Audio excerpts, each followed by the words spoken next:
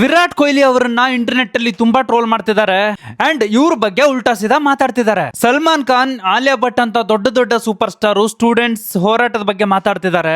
But ನೀವ್ಯಾಕ್ ಮಾತಾಡ್ತಿಲ್ಲ ಅಂತ Virat Kohli fans ಅವ್ರಿಗೆ ಕ್ವಶನ್ ಮಾಡ್ತಿದ್ದಾರೆ. ಒಂದ್ ಕಡೆ ಸ್ಟೂಡೆಂಟ್ಸ್ ಹೋರಾಟ ನಡೀತಾ ಇದ್ರೆ, ಇನ್ನೊಂದ್ ಕಡೆ ವಿರಾಟ್ ಕೊಹ್ಲಿ ಪ್ರೇಮಾನಂದ್ ಜಿ ದರ್ಶನ ಪಡಿತಾರೆ. ಇದ್ರ ಜೊತೆಗೆ ದೇಶದ ಯೂತ್ಸ್ ಪರವಾಗಿ ಒಂದೇ ಒಂದು ಸ್ಟೋರಿ ಹಾಕ್ಬೋದಿತ್ತಲ್ವಾ ಅಂತ ಅವರ ಫ್ಯಾನ್ಸ್ ಕೇಳ್ತಿದ್ದಾರೆ. ವಿರಾಟ್ ಕೊಹ್ಲಿ ಅವರನ್ನ ದೇಶಾದ್ಯಂತ ಕೋಟ್ಯಾಂತರ ಜನ ಫಾಲೋ ಮಾಡ್ತಾರೆ. ಅದ್ರಲ್ಲಿ ಎಷ್ಟೋ ಜನ ಯೂತ್ಸ್ ಕೂಡ ಇರ್ತಾರೆ. ಆ ಯೂತ್ಸ್ ಕೂಡ ಅವರ ಫೇವರೇಟ್ ಕ್ರಿಕೆಟರ್ ಇಂದ ಸಹಾಯ ಅಪೇಕ್ಷೆ ಮಾಡೇ ಮಾಡ್ತಾರೆ. ಇದೆಲ್ಲ ಓಕೆ, ಬಟ್ ನಾನ್ ನಿಮ್ಗೊಂದು ಕ್ಲಾರಿಟಿ ಕೊಡ್ತೀನಿ. ಐಸಿಸಿ ರೂಲ್ಸ್ ಗಳ ಪ್ರಕಾರ ಯಾವೊಬ್ಬ ಪ್ಲೇಯರ್ ಕೂಡ ಪೊಲಿಟಿಕಲ್ ವಿಷಯವಾಗಿ ಸ್ಟೇಟ್ಮೆಂಟ್ ಕೊಡೋ ಹಾಗಿಲ್ಲ.